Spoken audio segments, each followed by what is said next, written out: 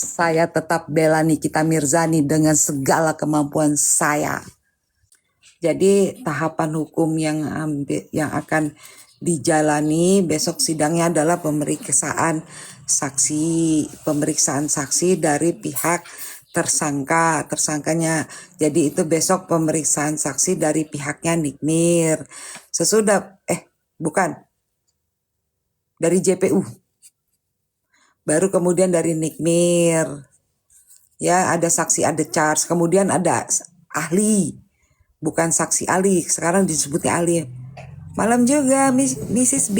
Di mana Mrs. B?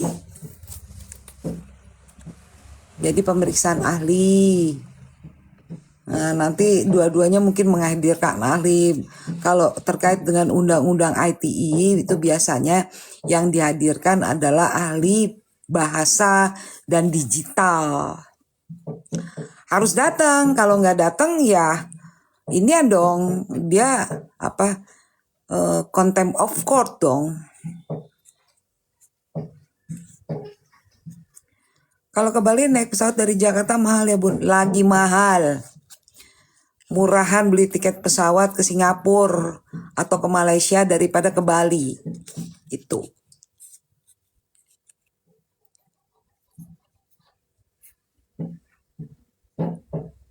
Thank you Mrs. B. Lagi mahal, semua orang udah tahu tuh jadi pembahasan. Gak ngerti lagi lah Menteri Pariwisatanya kok nggak mengantisipasi tiket pesawat kok bisa kayak begitu. Apalagi kan sekarang Indonesia lagi terkenal tuh karena pacu jalur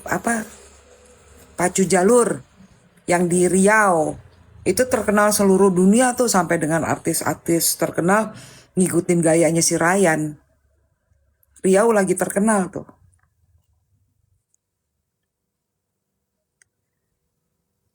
Ya nabung aja dulu. Nanti kalau misalnya ke Bali, gak usah nginep di hotel-hotel. Di Bali sekarang banyak kos-kosan yang fasilitas hotel. Gitu. Nanti kalau emang udah waktunya mau ke Bali, tanya aja sama Bunda, nanti aku arahin. Dan sekarang lokasi wisata itu banyakkan orang ke Canggu sama di Tabanan.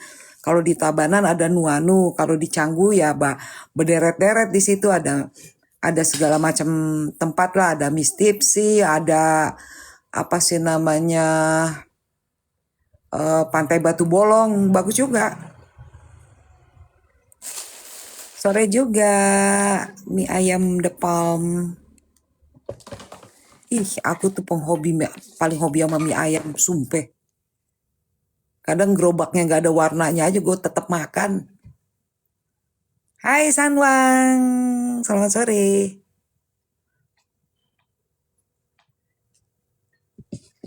Iya benar Ovi, mendingan kalau ke Bali udah gak usah di hotel, di kos-kosan aja. Kos-kosan banyak sekarang fasilitas hotel. Ada swimming poolnya juga kok. Dan bersih.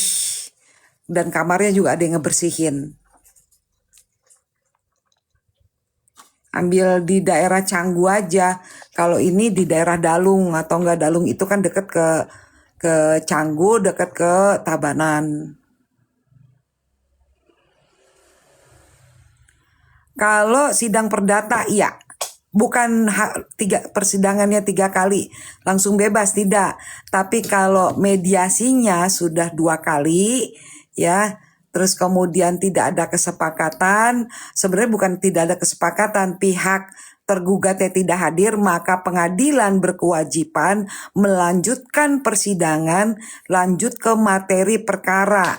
Apakah tergugatnya ada atau tidak, pengadilan berkewajiban untuk melaksanakan sidang. Jadi dalam sidang itu tidak dihadiri oleh tergugat. Sidang yang tidak dihadiri oleh tergugat namanya in absentia. Kemudian nanti diputusnya secara first take. Itu ketentuan Kitab Undang-Undang Hukum Perdata. Begitu penjelasan.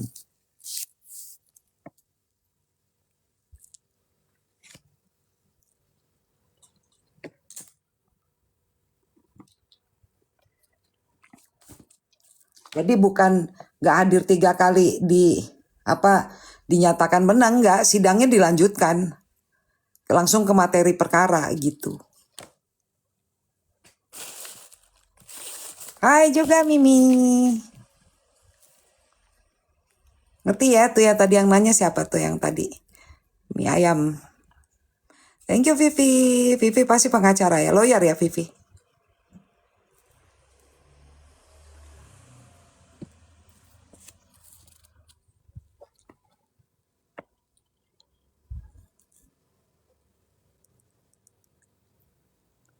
Jadi jangan sampai salah ya nanti ngomong di medsos bilang 3 kali nggak hadir maka dinyatakan menang, nggak gitu.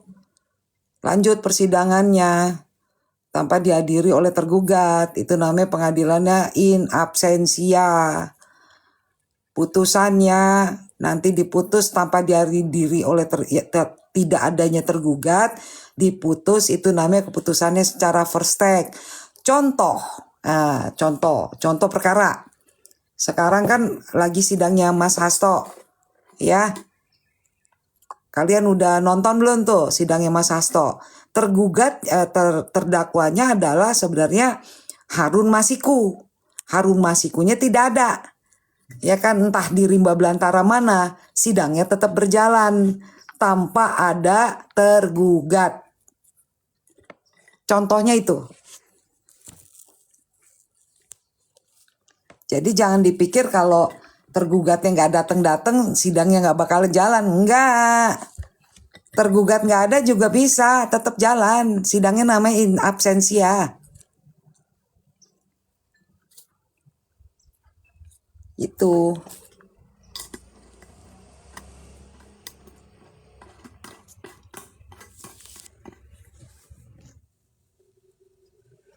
Nah, kalau nanti putusan perdatanya dimenangkan oleh pihak Nikita Mirzani, itu mempengaruhi putusan pidana. Begitu. Kalau di perdatanya menang, artinya Nikmir sudah membuktikan bahwa itu bukan tindak pidana.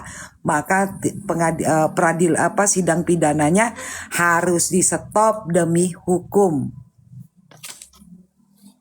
Jadi ini perdatanya sebenarnya lebih penting daripada si pidana.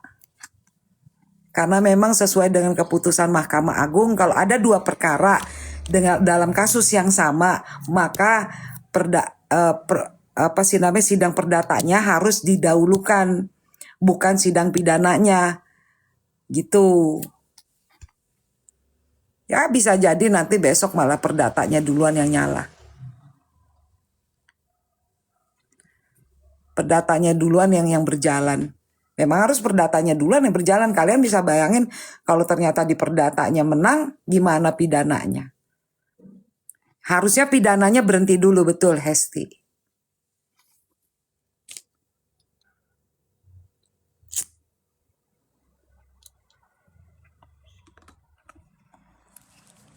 Kalau masih dilanjut, pengacaranya bisa lapor ke Komisi Yudisial. Karena apa?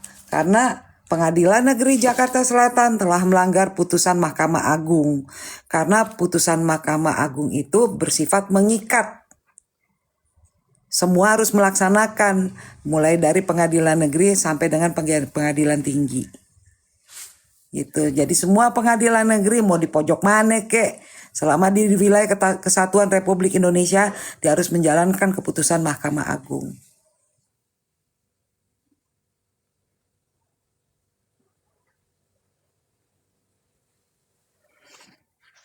Tadi Bunda udah jelasin Kanggo. Perdatanya harus duluan daripada pidana. Sebenarnya harusnya sidang pidananya di stop dulu. Dan itu kan seharusnya bisa Fahmi itu atau pengacaranya Nikmir mengajukan keberatan ke Komisi Yudisial. Apa itu Komisi Yudisial? Komisi Yudisial itu adalah lembaga yang mengawasi hakim dan jalannya peradilan di Indonesia. Kalau nggak benar bisa lapor ke sana. Gitu.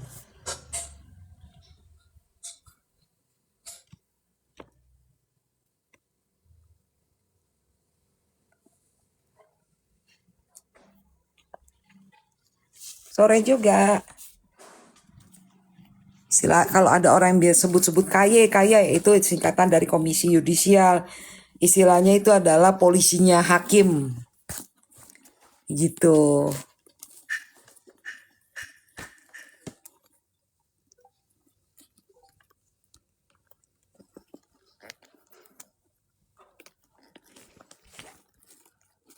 Bun, apa hukumnya bila gak bayar iuran perumahan? Soalnya tetangga saya rese gak bayar. Gak ada hukumnya karena iuran warga itu harus diputuskan secara musyawarah seluruh warga. Ya, jadi tidak ada hukumnya mengenai iuran warga. Saya tahu kamu siapa yang bertanya itu. Iuran itu tidak ada dasar hukumnya. Tidak ada payung hukumnya. Betul, Reni. Hanya sosial saja. Dan kalau berpotensi iuran tersebut adalah ke arah pemerasan, maka yang merasa dipaksa untuk membayar iuran bisa mempidanakan. Itu bisa dipidanakan, bisa dilaporkan ke polisi. Yang memaksa membayar iuran, betul, iuran itu ikhlas, nggak ada aturan hukumnya. Tuh pinter-pinter tuh semua tuh di sini. Pada jawab. Followernya Nikita tuh pinter-pinter semua. Jadi kalau ada orang yang dipaksa untuk membayar iuran dengan jumlah yang tidak masuk di akal, itu bisa dilaporkan karena itu tindak pidana. Hati-hati. Jangan dipikir RT, RW, terus kemudian kaling atau apapun itu kebal hukum. Namanya juga iuran. Jadi tanya kemampuannya berapa, berdasarkan kemampuan. Bukan jangan ditanya, ya nanyanya bukan sama yang rumahnya berderet-deret segede-gede gaban. Tapi tanya semuanya kemampuannya berapa, begitu. Cukup jelas, siapa tadi yang nanya tuh? Aku screenshot. Nanti saya cek siapa nih orang.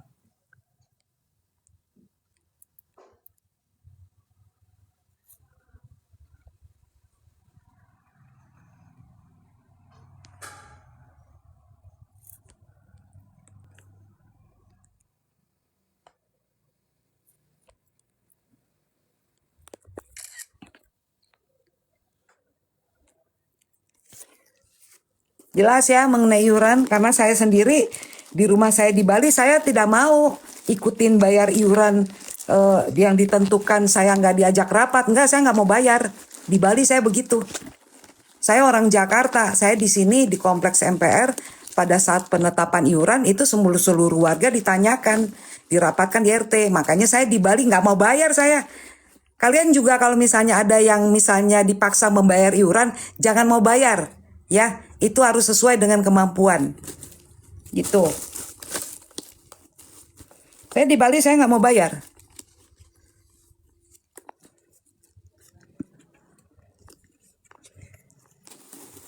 Ya semuanya, buat semuanya tuh yang ada di sini.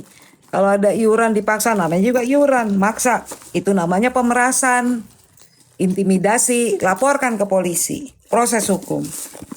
Gitu, jangan kalian mau bayar ya kalau ada yang kayak gitu. Karena Bunda juga melakukan itu di Bali.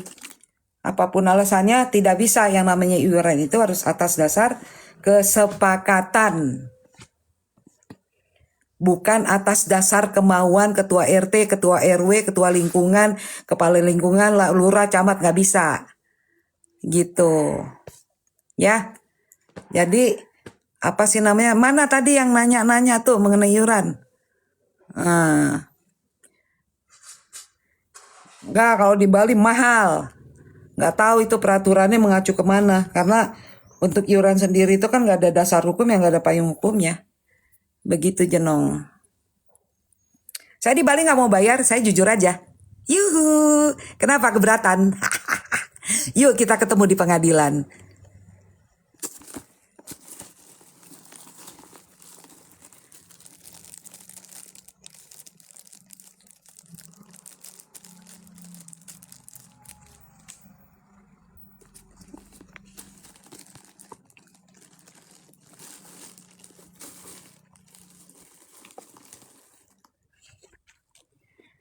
Saya juga ini apa di Bali itu sekarang banyak tuh orang yang punya rumah disewain ke bule, bulenya terus kemudian bikin masalah dan kemudian disewain lagi.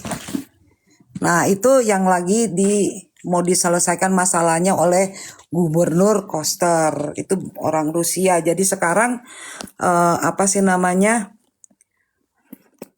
Sekarang namanya orang yang datang, orang Rusia yang ke Bali itu, bule-bule ke Bali itu banyakan inian apa sih namanya, ngontrakin rumah. Kanggo-kanggoan, jangan-jangan yang tanya tetangga Bunda di Bali. Bisa jadi. Bisa jadi karena apa sih namanya, yang namanya media sosial kan gitu, berusaha menjatuhkan. Apalagi kalau dia benci sama Nikita Mirzani. Saya yakin dia pasti benci banget sama Nikita Mirzani karena saya bela Nikita Mirzani, berusaha apapun alasannya mencari kelemahan saya, menyerang saya. Gitu. Nggak makan, saya tetap bela Nikita Mirzani. Nikita Mirzani tidak bersalah. You mau benci kelakuan you sendiri, emang bener. Di komplek deket rumah Bunda tuh banyak sekali piaraannya bule tidak menikah.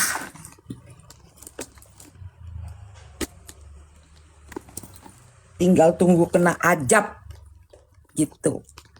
Semua celah diusahakan untuk menjatuhkan mental aku, tidak mempan. Saya tetap bela Nikita Mirzani dengan segala kemampuan saya.